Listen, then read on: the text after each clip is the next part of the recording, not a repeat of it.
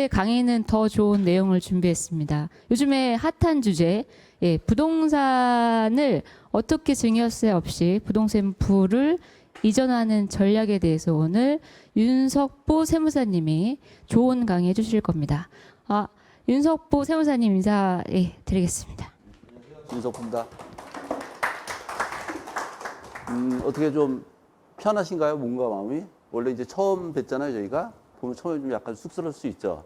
근데 이제 앉아 계신 분들은 덜 쑥스러우신데 여기 나온 사람 더 이제 쑥스러울 수 있습니다. 아무튼 저도 쑥스럽지 않으려고 노력을 할 거고요. 여러분들도 이제 처음 뵙지만은 한 30년 알고 지내던 선후배 사이다.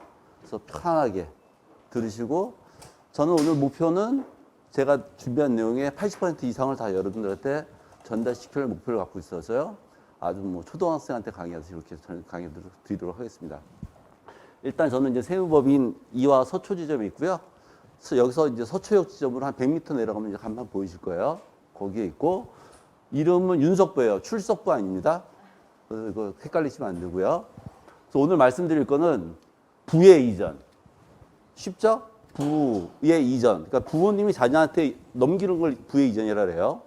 지금 뭐 나중에 드리겠지만 삼성이나 현대나 다 이제 3대 세습하고 있거든요. 3대 부의 이전이 되고 있는데, 부의 이전. 재산을 자녀분한테 이전하는 거. 그리고 이제 오늘 부동산이라는데, 부동산이 없으셔도 실망하지 마세요. 그냥 가업, 기업, 뭐 사업체 있으시다. 그것도 이전은 똑같은 방법입니다. 그러니까 부동산, 사업체 이전하는 거에 대해서 증여세 없는, 이 세금이 없다는 얘기는 아니에요. 증여세 안 내고 이제 법인세만 내고 이전시킨다는 그런 내용입니다. 굉장히 쉽죠? 이제 이렇게 오늘 진행할 거고요. 첫 페이지 모르시는 거 혹시 이해 못 하신 거 있으면 질문 주셔도 됩니다.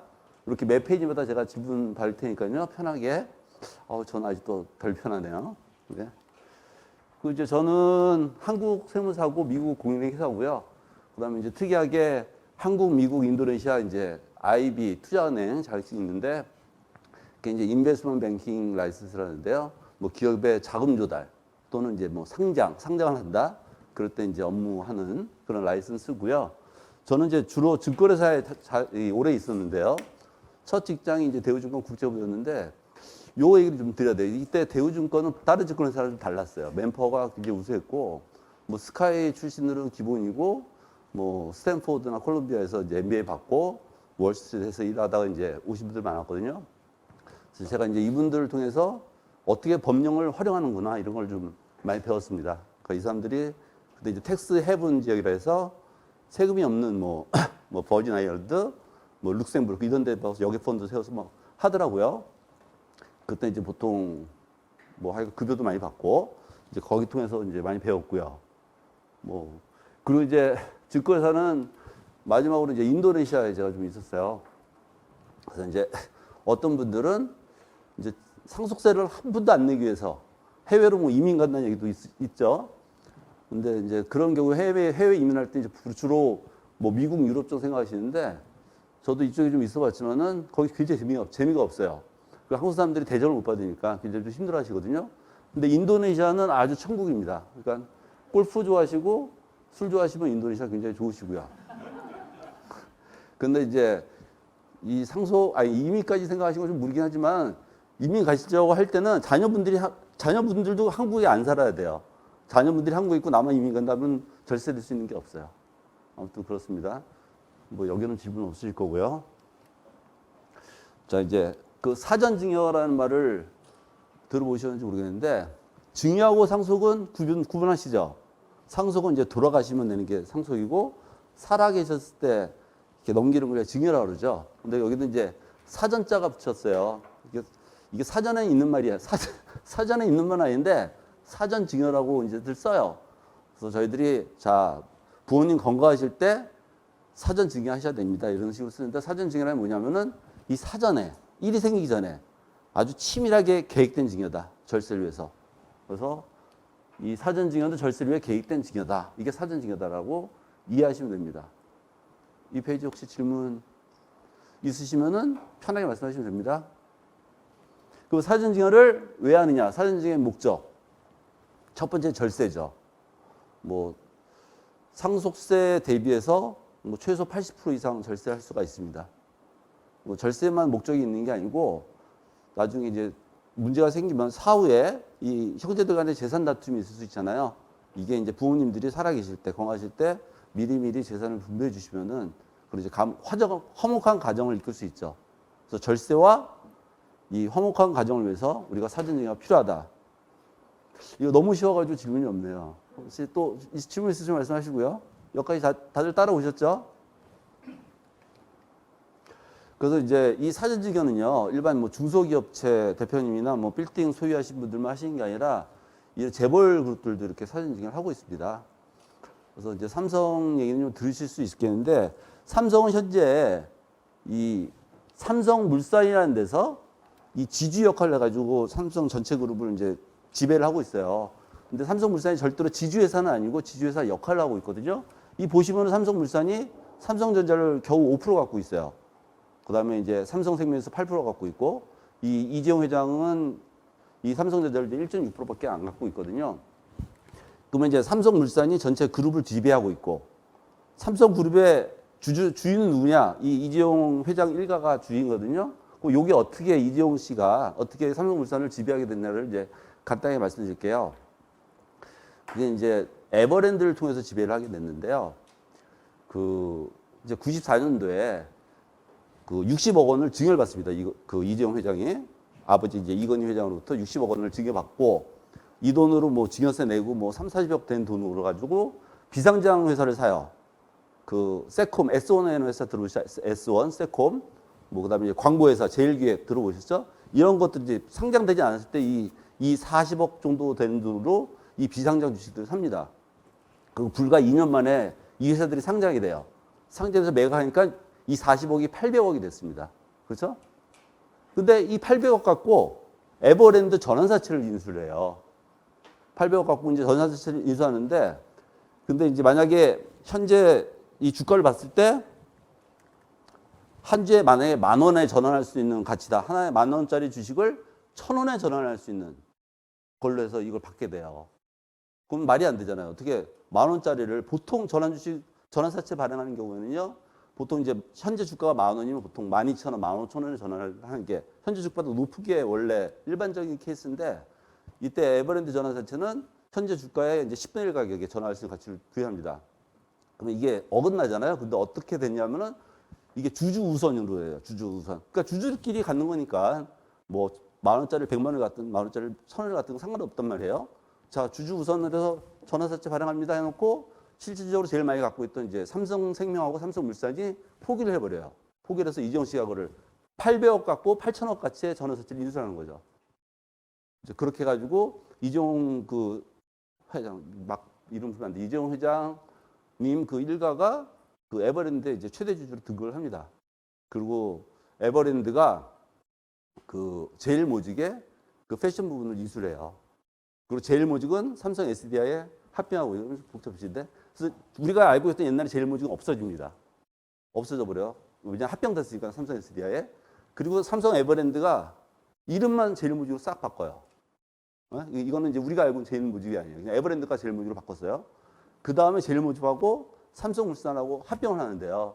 이것도 좀 재밌어요. 그때 제일모직하고 물산하고 합병하는데 총자산이나 영업이익이 삼성물산이 3배 이상 컸고요. 매출은 5배 이상 컸는데 가치는 제일모직이 3배 이상 더 가치가 있다 해서 이런 식으로 합병을 해요. 그러니까 이제 60억 갖고 비상장 주식 사가지고 판돈으로 800억 갖고 에버랜드 인수했죠. 그 에버랜드 갖고 삼성물산에 또 합병하면서 삼성물산 주식을 받으면서 삼성물산 대주주가 된 거예요. 그래서 현금 60억 증여한 게 오늘 보니까 이제 30년 만에 가치가 20조가 됐더라고요. 20조가요. 이렇게 그룹주들도 이렇게 하고 있고, 이제 이게 이 전환사채 한 게 96년도인데요. 그래서 이제 우리나라 국세청에서 놀래가지고 이런 게 있구나. 그래서 그 다음에 이제 97년도에 전환사채에 대한 증여 규정도 만들어지고, 그 다음에 이제 뭐 상장에 따른 증여 규정도 만들어지게 됩니다. 그래서 이런 그룹 재벌들도 이렇게 하고 있어요. 질문 있으시면? 그런데 그런 걸 개인이 할 경우 저희는 막바로 처벌받잖아요. 아유, 안 그렇죠. 잘못된 바보라면 처벌받을 수 있는데요. 또 개인도 할 수 있어요. 그 개인도 지금 하고 있어요. 하고 있어요. 예를 들어 10억짜리가 100억짜리 그러니까 뭐 100억짜리 얼마 인수하느냐 이렇게 단순하게 얘기하면 생각하시면 안 되고요. 100억짜리를 얼마 인수할 수 있을까? 세금을 얼마 내고 100억이면은 제가 볼 때는 20억 이하로 해서 받을 수 있습니다. 이제 그런 구체적인 계획이 뭐 어떻게 그렇게 있을 수 있어?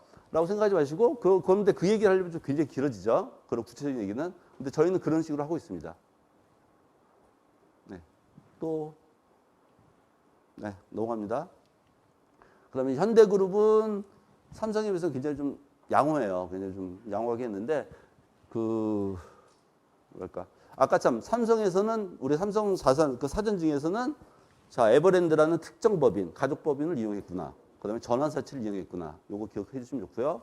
그다음에 현대차도 특정 법인을 이용해요. 특정 법인을 이용하는데 그게 이제 현대글로비스하고 현대모비스인데요. 이 모비스 같은 경우는 이제 자동차 부품 만드는 회사거든요. 옛날에 이제 현대전공인데 여기 대주주는 정무구 회장이에요. 근데 보시면은 모비스가 현대차를 21% 갖고 있죠. 최대 주주죠. 지금 그러니까 지금 지주 역할을 하고 있는 건 현대모비스로 봐야 돼요. 근데 이 정의선 회장이 갖고 있는 건 현대글로비스입니다. 현대글로비스는 이제 2000년대 초반에 개인 회사로 만들었어요. 그때 정의선 회장이 한 60%, 자본금 한 10억밖에 안 됐어요. 그러니까 자기 돈이 한 6억 정도밖에 안 들어갔죠. 그렇게 만든 이 물류회사였거든요. 물류회사였는데 여기다 이제 일감 막 몰아주죠. 현대에서 일감 줘가지고 이제 현대글로비스로 이름도 바꾸고 커집니다. 현재 근데 일감 몰아주기 규정을 좀 아실지 모르겠는데 요게 이제 그 최대 지분이 30% 넘어가면 징역 의제에 걸릴 수가 있어요. 그래서 이제 회사가 커지면서 지분율 좀 낮췄어요. 20% 낮췄는데 지금 현대글로비스의 자산 가치는 1조 원이 넘어가고 있어요. 그러니까 정의선 회장도 한 6억 정도 되는 돈 같고 지금 이제 1조에 20%니까 2천억 정도 자산이 된 거죠. 그럼 아직 이 자산 사전증여가 마무리 안 됐잖아요. 그래서 지금 아시는 분은 아시겠지만 현대글로비스하고 이 모비스하고 지금 합병하는데 올해도 이제 합병 승인이 안 났어요. 이 불공정 여지가 있다 해서 아직 안 났는데 그래서 이 현대그룹 같은 경우는 글로비스하고 모비스하고 합병이 끝나야지 이제 사전증여 작업이 마무리된다. 그래서 현대그룹은 특정 법인을 활용했구나 이 정도로 이해하시고요. 그래서 이제 대기업들이 쓰는 대기업들이 썼던 방법과 저희가 앞으로 사용하는 방법이 이렇게 많이 다르지 않습니다.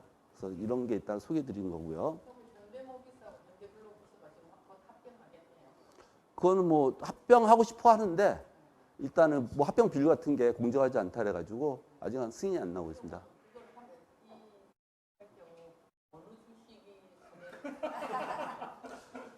굉장히, 그러니까 현대글로비스도 상장돼 있고 모비스도 상장돼 있는데 어느 주식을 사면 좋을까 그러잖아요. 그러면 이제 좋은 질문을 하셨어요. 좋은 질문을 하셨는데 약간 이제 공격적이다 본인이. 나는 뭐 아니면 도야 하면 이제 글로비스 쪽으로 가시는 게 좋겠고요. 그렇죠? 그다음에 이거 왜 그러지? 그다음에 나는 좀 안정적이야. 안정적인데 가야지 하면 모비스가 좋겠고. 근데 굉장히 좋은 질문 하신 거예요. 그래서 아까 이런 말씀은 주식은 아무도 예측을 못하는 겁니다. 근데 삼성물산이나 모비스 같은 건 뭐 별로 떨어질 게 없겠죠. 떨어질 수 있습니다. 떨어질 수 있습니다. 그다음에 이제는 이제 부동산 만약에 갖고 계셨다고 볼 때요. 어떻게 이제 저희가 자산 사전증여할 수 있나를 한번 살펴볼게요. 그 부동산을 그러니까 법인 형태로 갖고 계신 분들도 있고요. 그다음에 개인 임대사업자로 갖고 계신 분들도 있는데요. 그 법인으로 갖고 계신 분들은 이제 현물 출자라는 작업이 필요가 없고요. 근데 개인 사업자로 갖고 계신 분들은 법인으로 바꿔야 돼요. 왜 바꿔야 되냐면은 이제 어차피 자녀들한테 나눠줄 거니까 부동산 자체를 나눠주게 되면 양도소득세를 내게 되잖아요. 그렇죠? 그래서 증여세 피하려다가 뭐 15개 산 게 지금 100억인데 양도소득세 내면 더 클 수 있잖아요. 근데 반드시 이제 그렇죠? 주식으로 바꿔야 돼요. 주식으로 바꿔서 이제 현물 출자를 하게 되는데 근데 이제 또 잘하시는 분은 현물 출자도 양도소득세 안 내? 일반적으로 현물 출자 양도소득세를 낼 수 있는데 이 조세특례제한법 32조에 하면은 이 법인 전환에 대한 양도소득세 2월과세 특례라 해가지고 딱 우리가 절차에 맞게 하면 양도소득세를 안 주고 넘길 수가 있습니다. 그래서 일단은 내가 개인으로 빌딩이 있어, 부동산이 있어. 이거는 일단 법인으로 이제 전환하시는 과정에서 이 현물 출자 과정을 거치게 되는데요. 그런데 이제 그러면 개인이 법인을 될 때 회사가 유한회사로 갈까 주식회사로 갈까 이제 이런 게 있어요. 근데 보통은 이제 주식회사가 좀 더 편하겠죠. 편한데 근데 현물 출자할 때 주식 회사라면 굉장히 불편합니다. 불리하고요. 왜냐면은 여기 보시면은 설립 시 검사일의 조사 및 변태 설립상 조사인데 이런 것도 다 아시면 이 변태라는 의미는 너 변태지 하는 그 의미예요. 그러니까 일반적이지 않다는 그런 의미예요. 그래서 이런 이상한 일을 하면은 우리들이 볼 거야 너희들을. 그래서 이 주식회사로 가게 되면은 여기 있음 그러잖아요. 있음 조사가 있음. 그러니까 감정평가를 꼭 해야 되고 그다음에 법원에서 인가를 받아야 돼요. 그래서 이 기간도 오래 걸리고 비용도 비싸요. 그래서 저희가 현물 출자할 때 법이 전환하기 위한 현물 출자할 때 저희가 유한회사로 많이 갑니다. 유한회사 갈 때는 그 감정평가할 의미가 없어요. 기간도 짧고요. 그러니까 기준시가로 넘어갈 수 있다는 거죠. 그래서 법인 전환할 때는 이제 유한회사로 가고요. 갈 때 여기 이제 빨간색 보면은 아무거나 되는 건 아니에요. 사업용 고정자산이야만 돼요. 사업용 고정자산. 그러니까 임대용 자산이 사업용 고정자산이에요. 그리고 여기 보시면은 주택 또는 주택을 취득할 수 있는 권리는 안 된다. 주택은 안 돼요. 주택은 안 되고 사업용만 됩니다. 그래서 이제 근데 지금 사업용이 아니면은 나 개인 임대 사업자 등록 안 돼 있다면 등록시키시면 돼요. 등록시키면 되고 뭐 이렇게 하면 이거 별로 어려운 절차 아닙니다. 법인으로 전환하는 절차는. 자, 여기 질문 있으시면 또 편하게 하시죠. 유한회사는 이제 그 개인 부동산을 유한회사로 넘길 때 그것도 자녀 법인을 설립해가 그렇게 넘기더라고요. 왜? 넘길 때 이제 양도세는 없다면서 법인세는 또 낼 거 아니에요. 예. 지금 뭐 굉장히 지금 그러니까 넘길 때 자녀 법인으로 넘기고 법인세 내고 지금 그러니까 한 10가지 질문 한 번에 하신 거예요. 10가지 질문 한 번에 하신 건데 일단은 보세요. 그 부모님 개인 부동산이 법인으로 바뀌죠. 이거는 모법인이에요. 자녀 법인이 아니에요. 모법인. 이거 부모님 법인이에요. 그렇죠? 개인의 부동산을 넘길 때 이걸 양도세를 내야 된다니까요. 양도세를 내야 되죠.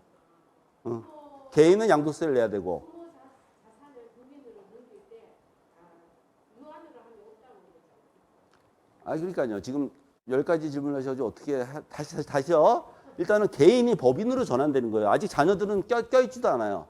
그렇죠? 단지 내가 갖고 있던 거를 내가 그 회사 지분을 갖고 있는 걸로 변한 것 뿐이에요. 아직은 다 부모님 거예요. 자, 부모님께 전환된 다음에 그 다음에 자녀 법인을 만들어서 넘기죠. 근데 지금 굉장히 뭐 잘 알고 계세요. 그건 그 다음 페이지에 설명돼 있습니다. 그때 다시 드릴게요. 그러니까 지금 한 번에 막 10가지 질문 하시니까 네. 부모님 재산을 일단 법인으로 넘겨서 자녀 법인으로 그렇죠. 그렇죠. 부모님 법인을 넘긴 다음에 그 다음에 자녀 법인한테 이전하는.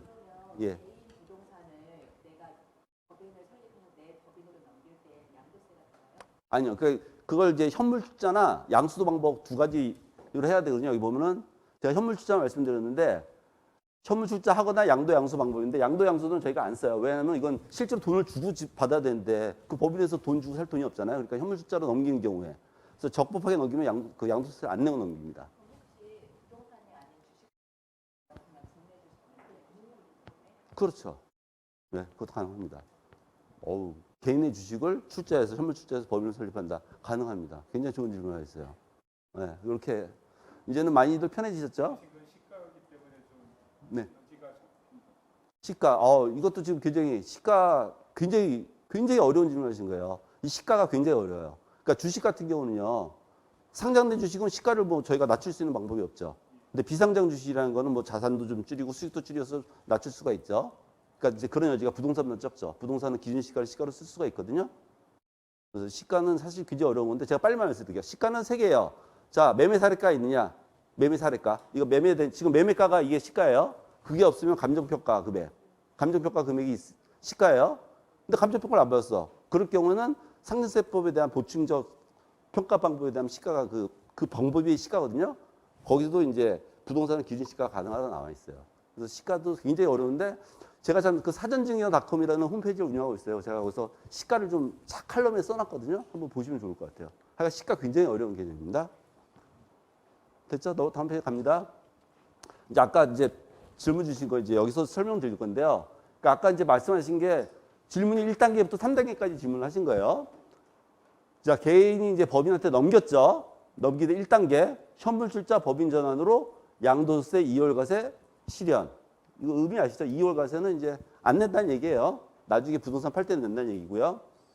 그때 수도권 막 법인 설립 시 취득세 50% 절감. 이때 비용이 부동산 넘길 때 가장 큰 문제가 취득세가 좀 비싸다는 거예요. 비싼데 대략적으로 이제 수도권 과밀 억제 권역이라고 하는데 여기는 대략 취득세가 한 10% 가까이 나와요. 10%. 근데 이거를 만약에 진짜 시가에 대해서 10%하면 굉장히 큰 금액이죠. 근데 기준 시가로 했을 때 기준 시가는 지금 시가의 40%도 안 되는 경우가 많거든요. 아무튼 그거에 10%면 좀 많이 줄겠죠. 10%고 근데 만약에 이 수도권 밖에 지역 뭐 양평 같은데 이런데 뭐 사무실 있다 하는 경우 그런 데로 본사를 설립하면은 한 5%에 반값을 넘길 수 있어요. 취득세를 반값 정도 냅니다. 취득세가 서울 때는 10%, 서울 밖에서는 5%예요. 그래서 요거는 이제 나중에 진행하실 때 그 방법을 같이 찾아볼 수 있고요. 자, 이제 1단계 했습니다. 이제 개인이 법인으로 넘어갔어요. 그 다음에 2단계. 자녀별 별도 법인 설립 추천. 예전에 이제 설명하시는 부분 보면 내가 자녀가 3명이다. 3명이다. 자녀 법인을 하나를 만드는 걸로 말씀하세요. 하나 해가지고 거기다가 큰 아들 30%, 둘째 아들 30%, 셋째 딸 40% 이렇게 준다. 근데 그거보다는요, 자녀별로 만드시는 게 훨씬 좋아요. 자녀별로. 그죠? 왜냐하면 그 자녀들도 자기 가족이 있을 거 아니에요. 배우자가 있을 거고, 자기 아들들이 있을 거잖아요. 그게 다 엉켜 있으면 서로 싸움 날 수도 있고, 의사결정도 안 좋고, 근데 경비 처리도요, 이 법인마다 예를 들어서 접대비 같은 거 3,600만 원 비용 처리 받을 수 있잖아요. 근데 법인이 하나밖에 못 받는데 3개면 1억 넘게 받을 수 있잖아요. 자동차도 마찬가지고. 그래서 꼭 자녀별로 구분해서 자녀 법인을 설립해 주는 게 좋아요. 그래서 자녀별 별도 법인 설립 추천. 그렇죠? 따라오시죠? 그다음에 부동산 법인의 일반 기업의 가업 승계에서도 적용받아야 된다. 이게 이제 부동산 법인만 되는 게 아니라 일반 가업도 된다 이거예요. 그렇죠? 그래서 이제 2단계까지 자녀 법인 설립했어요. 그래서 3단계는 이제 이전하는 겁니다. 이전하는 방법이 이제 여기는 안 써 있네. 보면 뭐 증여하는 경우도 있겠고, 매매하는 경우도 있겠고, 그다음에 뭐 자본거래, 뭐 증자나 감자나 뭐 배당이나 이렇게 해서 이런 방법도 있고 그다음에 또 돈을 빌려줬다가 이제 너 갚지 마 채무 면제해주는 방법도 있고 여러 가지 방법이 있어요. 또 그렇게 해서 이제 넘기는 거예요. 자녀법인별로 넘기는 건데 증여자가 원하는 대로 주주별 지분 설정 및 변경 가능하다. 이거 원래는 자녀 셋한테 똑같이 이뻐 너네 33.3%씩 가져 이렇게 했다가 큰아들이 속썩여요. 제가 위험해. 그래서 너는 20%만 줘야 되겠다. 그게 바꿀 수 있다는 얘기예요. 5년 내로서는 충분히 바꿀 수 있고 5년 좀 지나서도 바꿀 수 있는데 보통 이제 이게 부동산이 기준 시가로 한 100억 정도 된다. 그러면 시가가 한 250억 정도 되는 거거든요. 이게 보통 기간이 한 10년 걸립니다. 그러니까 좀 절세를 많이 하기 위해서는 한 10년 정도 걸리는데 그 아래는 이렇게 자녀들 지분을 바꿀 수가 있다. 그리고 다 넘겨주지 말고 부모님 한 5%나 10% 남겨갖고 이건 이제 나중에 좀 넘겨주시는 것도 좋죠. 왜냐면 허전한 애잖아 다 주시면은. 그렇죠? 그거 하고 이건 뭐 괜히 영어를 썼네요. 자, 위험 없이 합리적인 비용으로 비싸지 않은 비용으로 한다. 뭐 해서 1단계, 2단계, 3단계에서 이렇게 넘기게 됩니다. 여기 질문 있으시 혹시 말씀하시죠. 3단계 저 지분이 가운데 모법인의 지분 예시로 하신 그렇죠. 3단계 지분이 이 모법인의 지분을 말하는 겁니다. 아, 좋은 말씀하셨어요. 법인이 모법인으로 있는 증여자가 증여자는 모법인의 주주인 아버지가 되겠죠. 아버지나 어머니가 되겠죠. 그렇죠. 그래서 맞습니다. 이 부모님은 이제 재산을 이 법인의 지분으로 갖고 있잖아요. 그 지분을 법인으로 넘기는 거예요. 자, 좋은 질문하셨어요. 그런데 조금 전에 그 지분 조정이 가능하다 하셨는데 그거는 다 세금 내고 가능한 거 아닌가요? 이거 넘어가는데 다 세금은 나와요. 법인세, 그죠? 아까 우리 제목이 증여세 없는 부의전인데 법인세를 내는데 그다음에 변동이 가능할까요? 이게 이제 10년을 걸쳐서 한다 그랬잖아요. 대략 100억 정도면 10년 걸린다 그랬잖아요. 그럼 생각해보세요. 10년이면 매년 10억씩 넘기잖아요.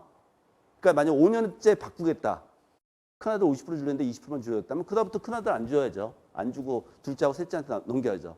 그러니까 얘 걸 뺏었다 주는 게 아니고 뺏었다 주면 또 세금 낼 수 있죠. 그렇죠? 그 말씀하신 거구나. 그죠? 법인에서 자녀법인을 이렇게 완전하게 넘기기까지 한 10여 년에 걸린다라는 말씀이죠. 네. 그러니까 뭐 그런데 아까 주식으로 유한 재산을 넘기는 거하고 주식회사를 넘기는 거 2단계에서 3단계로 갈 때 네네. 그러면 그 차이점이 아까 유한으로 옮길 때는 법인세도 안 내나요? 아, 똑같습니다. 유한회사하고 주식회사는 똑같다고 보시면 되고요. 뭐가 다를까요? 아까 이제 그 변태 설립할 때, 그거 똑같아요. 아, 그죠. 설립할 때, 현물출자할 때 가격을 유한회사는 기준시가 할 수 있다는 거고.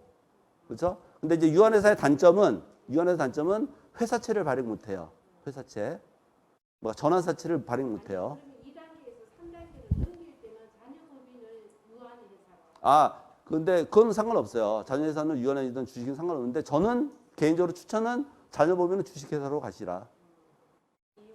이유는 이제 전환사채, 뭐 회사채를 발행할 수도 있고요. 그 다음에 동업자를 끌어들일 수 있고, 유한회사는 약간 좀 폐쇄적이거든요. 근데 기준시가로 가는 그게 장점이에요. 그건 이제 설립시만 기준시가로 넘길 때 설립시만 이제 유한회사 할 때 하는 거고, 그 다음에 만약에 넘겼어요. 그 다음에 넘기는 건 똑같아요. 주식회사나 유한회사나. 그것도 이제 결론적으로는 기준시가로 넘깁니다. 근데 2단계에서 3단계로 넘어갈 때 기준시가 말고 감정가를 넘기지 않나요? 안 그래요. 부동산도 네. 자, 지금 이제 굉장히 또 공부를 굉장히 많이 하신 분이세요. 이미 2단계에서 법인 자산이 되기 때문에 그렇게 되는 건 아니죠. 아, 주식으로 넘기는 예, 예. 그것도 말씀을 좀 여기 지금 고수분들이 많이 계세요. 다행히. 그러니까 지금 이제 이 시가를 아셔야 되는데 시가를 아시는 분이 별로 없어요. 그래서 이제 이거 홍보하면 안 돼. 사전징여닷컴에 칼럼에 보면 시가에 대해서 제가 싹 써놨거든요. 요때 이제 주식 평가할 때 주식 평가를 해야 되죠. 주식 평가는 법인세법에 의한 시가를 적용해야 되거든요. 그러니까 감정 평가를 할 수 있다는 아니, 이거 잘 들으세요. 집중하시고. 자, 감정 평가를 할 수 있다는 거는 상속세 및 증여세법 그 사무처리 규정에 나오는 거예요. 그래서 상속세나 증여세가 과세되지 않으면은 상속세법상 감정 평가를 할 수가 없어요. 그래서 이제 증여세가 없어야 된다 이거죠. 그러니까 증여세가 과세되면 감정 평가 할 수 있어요. 근데 증여세가 과세되지 않으면 감정 평가를 못 해요. 이거 굉장히 비싼 내용인데 아무튼 그 칼럼의 시가를 좀 보세요. 그래서 지금 굉장히 정확하게 말씀하셨어요. 이 평가할 때는 상속세법이 들어갈 여지가 없는 거예요. 그래서 기준시가를 넘길 수 있다는 겁니다. 또 하시죠, 뭐 시간.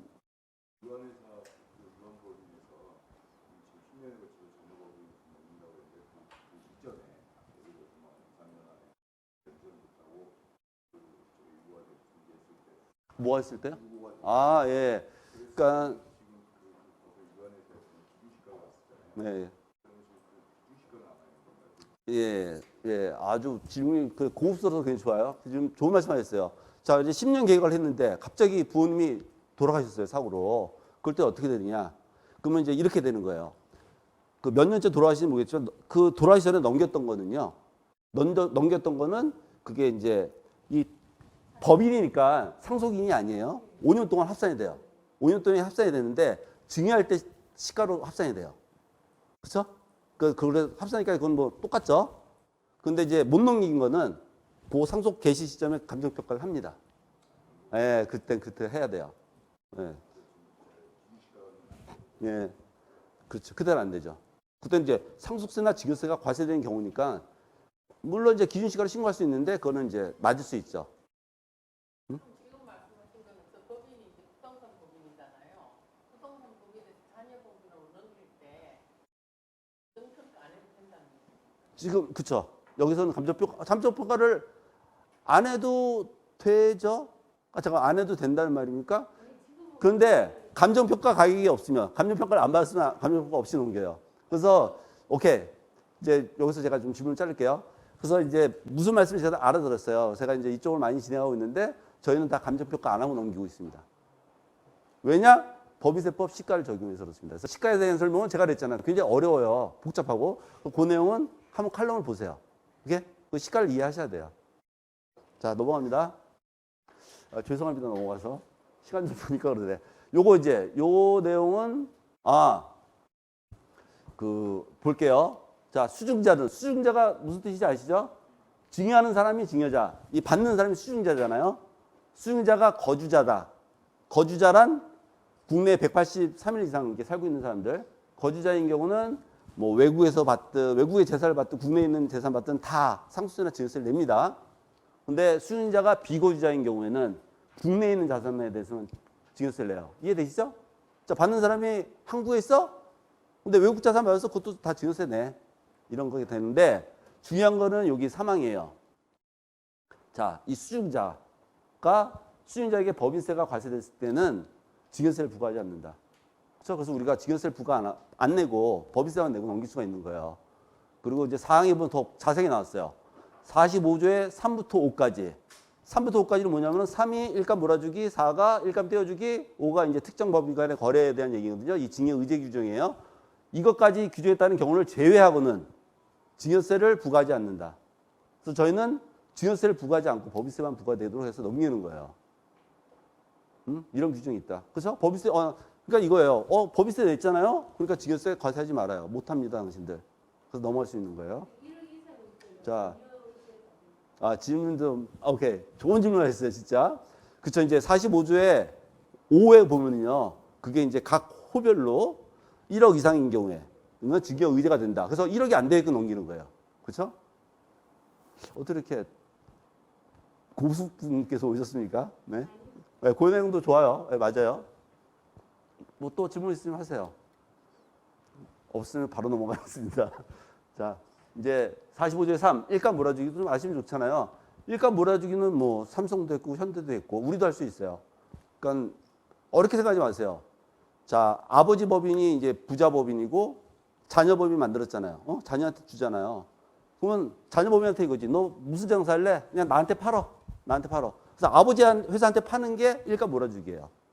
그러니까 아까 이제 현대글로비스 물류회사, 현대 다 밀어주잖아요. 자, 이거 배 이거 운반해. 우리가 돈 줄게. 다 아버지 회사한테 매출 일으키는 거잖아. 이런 경우에 이제 증여세가 과세된다는 거예요. 아까 45조의 3, 4, 5를 제외하고는 증여세가 부과되지 않는다고 했어요. 근데 증여세가 이때 부과될 수 있어요. 부과될 수 있는데 다행인 경우는 이 대기업 같은 경우는 중소기업 매출, 자녀법인 매출의 50% 이상을 아버지한테 팔았을 때만 증여세가 과세돼요. 그런데 이런 대기업들 말고는 우리 다 이제 중소기업이잖아요. 아버지 기업도 중소기업이고 자녀법인도 중소기업이다. 그러면 이게 일가 몰아주기 규정이 해당이 없어요. 그러니까 자녀법인은 이렇게 키워주시면 돼요. 그래서 너 나한테 팔어. 그래서 이렇게 빠져나갈 수 있습니다. 그다음에 이제 45조 4는요. 일감 떼어주기다. 이 몰아주기 약간 떼어주기 헷갈릴 거 하나도 없어요. 아까 몰아주기는 아버지 회사한테 파는 거였잖아요. 일감 떼어주기는 아버지 그 사업을 받아서 딴 데다 파는 거예요. 다른 데다 파는 거예요. 그러니까 뭐 아버지가 극장을 갖고 있어요. 그럼 너 여기 매점 해. 손님들이랑 매점 해. 그러면 이 매점 손님들, 극장 영업으로 온 사람들 팔잖아요. 이렇게 외부에 파는 게 일감 떼어주기예요. 그리고 뭐 자동차 회사라면 너 대리점만 해. 제일 잘 되는 뭐 현대차 뭐 이 서초 대리점 맡아. 뭐 이렇게 하면 매출이 쉽게 일어날 수 있잖아요. 이렇게 키워줄 수 있잖아요. 그게 이제 일감 떼어주기입니다. 그것도 이제 그 시의 법인 주는 아버지 법인이 중소기업인 경우는 해당이 없어요. 그러니까 이것도 중소기업일 때는 우리가 피할 수 있어요. 그러니까 저희가 자녀 법인을 좀 그냥 명목상의 법인을 만드는 게 아니라 이 자녀 법인을 만들어서 실제로 좀 키워주고 싶다. 그러면 이렇게 일감 몰아주기, 일감 떼어주기 해서 자녀 법인을 키워줄 수 있습니다. 그리고 이제 보시니까 뭐 다들 젊으셔가지고 자녀 부신 분도 많으신 것 같은데 뭐 이제 만약에 자녀분이 이런 사업이 아니라 무슨 뭐 AI 관련해서 뭐 벤처 한다면 그런 좀 말려주시는 게 좋을 수 있을 것 같아요. 좀 위험할 수 있으니까요. 근데 이렇게 잘 나가는 아버지 회사랑 관련된 사업을 하면은 뭐 좀 흥할 가능성이 많겠죠. 10중 8구 흥하겠죠. 여기까지 또 질문 있으면 편하게 하십시오. 네, 감사합니다. 넘어가겠습니다. 그리고 이제 45조 5예요. 특정 법인 간의 거래. 다시 상기해보죠. 이 45조의 3, 4, 5를 제외하고는 증여세를 과세하지 않는다. 그래서 이때는 증여세가 과세되는데 이거는 이제 부모님이 이 자녀법인한테 뭐 재산들을 증여하는 거죠. 증여하는 건데 이 주주별로 1억 원 이상일 때 증여세가 과세된다는 내용이에요. 근데 이게 각 호별로 1억입니다. 증여 1억, 저가 매수 1억, 고가 매도 1억, 채무 면제 1억, 자본거래 1억이에요. 자본거래 다 합해서. 그렇죠? 그리고 여기 있죠. 증여 의제 이익이 1억 이상 걸로 한정한다. 그것도 그래서 저희가 어떻게 하냐면 주주별로 매년 1억이 안 되게끔 넘기는 거예요. 그래서 증여세가 과세되지 않게. 그렇죠. 그렇죠. 여기 굉장히 우수하신 분들이 많이 오셨어요. 그래서 오래 걸리는 거예요. 그리고 이제 또 이것도 있어요. 웬만하면은 이 법인세도 2억까지는 10%잖아요. 2억 넘으면 20%잖아요. 배가 차이 나잖아요. 그 웬만하면 법인별로 좀 2억씩 이렇게 해서 10%로 좀 넘기려고 하고. 그다음에 이제 뭐 자녀 법인이 돈이 생기면 그걸로 그냥 공짜로 받지 말고 아버지 주식을 좀 사게끔도 하고 좀 저가매수도 하고 뭐 이렇게 제가 여러 가지 방법을 쓰려고 좀 오래 잡고 있어요. 그러니까 오래 잡을수록 절세는 많이 돼요. 네. 전에 듣기로는 채무 변제하고 초과 배당하고를 기록하기는 좀 위험하다 이렇게 얘기를 들어요. 이제 이렇게 따로따로 이렇게 하기는 위험하다는 말씀을 하셨는데 제가 왜 그러냐면은 우리 대표님 말씀이 안 들릴 수가 있대요. 녹화하는데. 그래서 제가 리뷰하는 거예요. 괜히 막 똑같은 말 하는 게 아니라 그건 잘 못하면 위험한 거고요. 그래서 이제 많이 해본 사람한테 해야 되고요. 근데 규정상은 각 호별로 1억이라고 되어 있습니다. 예. 그리고 이제 지금 말씀하신 거는 아까 초과 배당 말씀하셨잖아요. 초과 배당이 원래는 요 증여에 들어갔었어요. 증여에. 예규에 의하면 초과 배당은 증여하고 초과 배당을 합해서 1억으로 했는데 이번에 올해 그 규정이 개정되면서 이 자본거래로 넘어갔습니다. 네? 그렇죠? 다 합쳐서 5억이 최대 5억이 가능하다는 얘기예요. 근데 법인의 자녀가 100%면 5억이겠지만은 뭐 자녀 배우자 손자까지 해서 3명이 다 하면은 15억이 되겠죠. 뭐 그렇게 되는 건데 예, 그렇게 디테일하게 들어가시면은 시간에 못 맞춥니다. 근데 그렇게 하신 게 맞아요. 그렇게 저희들이 짜는 거예요. 네, 오케이? 여기까지 사실 이게 쉽지 않은 내용이었는데 제가 너무 쉽게 말씀드렸죠. 한 80% 이상 받아들이셨죠? 이제 사례 좀 말씀드릴게요. 꼬마 필트 사전 증여인데 자, 부모님께서는 간이 감정가액 370억 상당의 꼬마 빌딩을 보유하고 있는데 이게 아버지만 다 갖고 있는 게 아니라 다행히 이제 자식분들이 좀 갖고 있었어요. 그래서 이 부모님 요구사항은 이 두 아들에게 이제 지금 큰 아들이 더 많이 갖고 있는데 똑같이 50%씩 나눠줘라. 이제 이런 게 왔고요. 그랬을 때 이 가격이 372억이 계속 유지된다고 가정했을 때 상속재산이 283억 해서 세금이 이제 6호시에 136억 정도 세금이 나온 걸로 했거든요. 그래서 저희가 이제 스킬 짠 거는 법인 설립 비용이 뭐 한 1억 원 정도 들고 취득세가 6억 보니까 이게 5%가 기준시가가 한 120억 정도 됐던 것 같아요. 120억이니까 취득 관련 비용이 6억 정도 됐고요. 그리고 이제 아까 여러 가지 방법에서 넘기는 비용이 전체 15억, 또 총 비용은 22억. 여기 136억에 비해서 83% 이상 절세가 됐죠. 이것도 소유 기간이 10년 걸렸던 이런 케이스가 있었습니다. 이건 가장 이제 단순한 케이스고요. 아무튼 질문을 이렇게 사례 2개마다 하나씩 받을게요. 그다음에 이제 이거 아주 비싼 건데 비싼 정보인데 일반 부동산 이렇게 넘기는 건 쉽거든요. 근데 이분은 토지와 건설 중 자산 있는 상태에서 넘기고 싶어 하셨어요. 그러니까 이제 원래는 건물이 있었는데 건물을 헐었어요. 헐고 이제 짓고 있었어요. 이 상태에서 찾아오셨어요. 그러면서 이제 걱정하시는 게 이 상태가 이제 토지하고 이 토지 지분이 이 부모, 자녀 네 분이 25%씩 개인 사업자로 갖고 계셨거든요. 갖고 있었는데 야 이거 건물 지면은 이 개인 사업자 명의로 취득세 내야 되고 이걸 또 자녀들한테 넘기면 또 취득세를 내야 되고 2번 넘기니까 이걸 어떻게 해결해 달라. 그래가지고 요거는 어떻게 해결했냐면은 건설 중 자산은 매매를 시켜버렸어요. 매매. 그러니까 부모님이 50% 갖고 있고 자녀가 50% 갖고 있잖아요. 50% 지분을 자녀 법인으로 매매를 시켰어요. 그렇게 매매시키고 그다음에 토지가 남았잖아요. 토지는 건물이 다 질 때까지 기다려야 돼요. 왜냐하면 이 나대지 건물이 없는 상태에서는 사업용 부동산이 안 되거든요. 그러니까 토지는 굉장히 조심해야 돼요. 토지는 나대지 상태에서는 굉장히 사업용 고정자산으로 인정받기 어려워요. 뭐 주차장을 내가지고 인정받는 케이스 있는데 그것도 좀 까다로운 케이스가 많거든요. 그래서 이제 건물이 지어지면은 건물은 자 토지는 부모 자녀 네 분의 개인 소유가 됐고 건물은 이제 반은 자녀 개인, 그다음에 반은 자녀 법인들로 갖고 있었거든요. 그래서 이쪽으로 이제 임대를 놓쳐. 토지에서 토지가 이제 건물 지었으면 건물한테 야 매달 임대를 내. 그래서 그래서 이제 그때야 돼서야 드디어 토지가 사업용 고정자산이 된 거예요. 그래서 이제 사업용 고정 토지를 그 유한회사로 현물 출자해서 또 이렇게 넘기게 됐죠. 그렇게 진행한 케이스예요. 그래서 이거는 굉장히 값비싼 정보인데 많이들 못 알아들으셨죠? 아무튼 이런 케이스가 있었는데 이게 뭐 누구나 이런 케이스가 있는 게 아니잖아요. 그러는데 이런 케이스 있고 뭐 질문은 다 끝나고 갈게요. 그러면 이제 다 끝났으니까요. 그 다음에 이제 요거는 상가와 제조업 사전징한 케이스인데 상가와 제조업 그렇죠?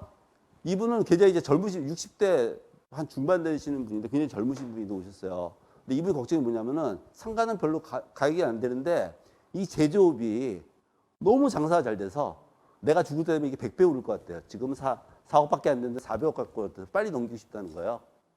그러니까 이제 요거는 이제 어떻게 처리했냐면은 그렇죠. 이것도 똑같이 부동산을 먼저 이제 현물 출자해서 법인 전환하고요. 그 상태에서 그 제조업 지분을 그때 이제 증자해서 유상증자해가지고 다시 또 주식화 시켰어요. 왜냐하면 이게 또 같이 하면 뭐 그 2월 과세가 적용 안 될 수 있고 해가지고 부동산 따로 넘긴 다음에 회사가 만들어졌잖아요. 만들어진 다음에 그 제조업 지분을 유상증자를 해가지고 증자해가지고 이렇게 넘기게 된 케이스입니다. 이런 케이스도 있고요. 그 다음에 이제 빌딩과 서비스업. 요거는 여기 뭐 교대 쪽에 있는 건물인데 이 건물이 한 1,000억 되죠. 800억, 감정가 800억짜리 굉장히 큰 건물이었어요. 큰 건물이었는데 그 한 법인에서 여기는 이미 법인화가 돼 있었어요. 법인에서 그 임대업을 하고 있고 그다음에 이제 서비스업. 제가 구체적인 업종을 말씀을 못 드리겠는데 서비스업을 하고 있는데 서비스업에서는 약간 적자가 났고 임대업에서는 돈을 좀 벌고 있었어요. 그리고 이제 이분은 좀 건강이 좀 안 좋은 상태였는데 좀 규모가 크잖아요. 그래서 이거는 이제 일반적으로 하기가 좀 어렵거든요. 그래서 이분한테는 어떻게 제안드리냐면은 그럼 부동산하고 서비스업을 자릅시다. 짜서 분할을 시키는 거죠. 기업 분할 두 개를 회사를 나눠 가지고 그래서 이제 두 개를 나누는데 부동산 그 임대법인을 좀 가치를 좀 낮게 잡게 하고 서비스업은 좀 높게 잡게 해가지고 일단 부동산부터 자녀한테 넘기고 그러면 이제 자녀한테 넘긴 다음에 이 부동산 법인은 계속 돈을 벌 거 아니에요. 그거 갖고 우리가 서비스업을 싸게 삽시다. 이렇게 해서 한 케이스가 있고요. 그러니까 그래서 제가 좀 넓게 말씀드렸어요. 이게 알려지면 안 되니까.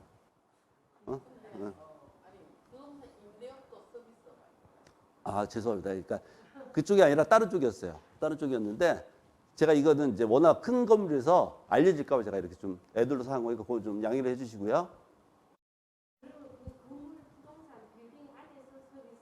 같이 하고 있었어요. 예. 예. 그렇죠? 뭐 또 이상한 데 또 관심이 많으시네요. 자, 이제 이게 이제 마지막이죠. 이거는 이제 이거는 가지고 해결한 건데 이분은 이게 회사가 굉장히 좋은 회사였어요. 제조업인데 굉장히 좋은 회사였고 연매출 뭐 100억에 당기 수익 10억인데 근데 이분은 좀 그동안 뭘 세무사가 잘못했는지 가지금이 자기가 갖다 쓴 것도 있는데 40억이 생겼더라고요. 그런데 특이한 거는 인데 매년 상여 증가. 이게 공장 부지가 이제 큰 제조업이었는데 공장 부지 반이 개인 소유였더라고요. 그래서 요거는 처음에는 이렇게 말씀드렸어요. 아까 비슷한 게 나온 것 같은데 자 퇴직하십시오. 퇴직해도 걱정하지 마세요. 왜냐하면 이것도 나눕시다. 이 공장이 두 개였거든요. 두 개를 회사를 나눕시다. 나눠서 회장님은 여기 퇴직하시고 이 신설법인의 대표로 가십시오. 그럼 똑같잖아요. 그리고 이제 그 퇴직금으로 가지금을 일부 갚는 걸로 말씀드렸는데 그것도 이제 좀 약간 꺼려하시더라고요. 이분은 이제 분할하고 퇴직한 군데서 퇴직한다고 약간 좀 꺼려하셔가지고 그러면은 그 공장 부지를 현물 출자해가지고 법을 만들어서 회장님 지분을 회사에다 파십시다. 어차피 이 공장에서 쓰고 있었잖아요. 그래서 그러니까 개인 토지를 현물 출자해가지고 지분을 회사에 넘겨서 이제 가지금을 해결하는 쪽으로 이제 말씀을 드렸습니다. 그래서 굉장히 오늘 고수분들 모셔놓고 강의 듣게 돼서 굉장히 영광스럽게 생각하고요. 굉장히 잘 따라오셨어요. 이게 굉장히 어려운 내용이 있는데 이제 물론 이제 제가 쉽게 말씀드리는 영향도 있긴 하지만 여러분들 굉장히 수준도 높으시고 굉장히 잘 따라오셨어요. 자, 질문 주십시오. 마지막. 부동산 임대법인인데요. 그거를 아이한테 줄 때, 아이 회사로 줄 때, 토지 따로, 위에 건물 따로 이렇게 줄 수 있어요. 그렇게 뭐 방법이야. 맞아요. 건설 중 자산이면 아까 그렇게 했잖아요. 근데 일반 빌딩이 있는 데다 그렇게 안 돼요. 자, 현물 출자할 때는요. 처음에 법인 전환할 때는 이게 다 같이 넘어가야 돼요. 같이 넘어가야 돼요. 이미 법인이 되어 있는 건물이 있는데 법인이 돼 있으면 한 회사잖아요. 한 회사니까 따로 준다는 개념이 없죠. 법인으로 넘길 때 음. 위에 있는 건물만 넘길 수 있나요? 안 되죠. 그래서 벌써 법인화가 돼 있다면서요. 그 법인 안에 토지와 건물이 하나 다 들어와 있는 거잖아요. 하나가 들어가 있지만은 이 저기 건물의 가격이 있을 거고 토지의 가격이 있잖아요. 그거는 이제 재무세 상태표상에 나눌 수 있는데, 자, 근데 주식, 요 A 주식은 건물이고 B 주식은 토지다. 이렇게 안 나눠요. 이 A 주식은 회사를 대표하는 거잖아요. 회사 전체 재산을 대표하는 거잖아요. 그렇죠? 오케이. 또 다른, 네, 그 이제 5분 남았습니다. 다른 질문.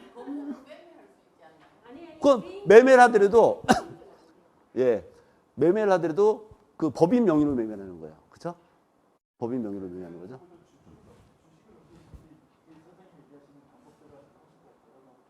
약간 이제 5분 남았는데 이러면 이제 예, 예, 예, 예.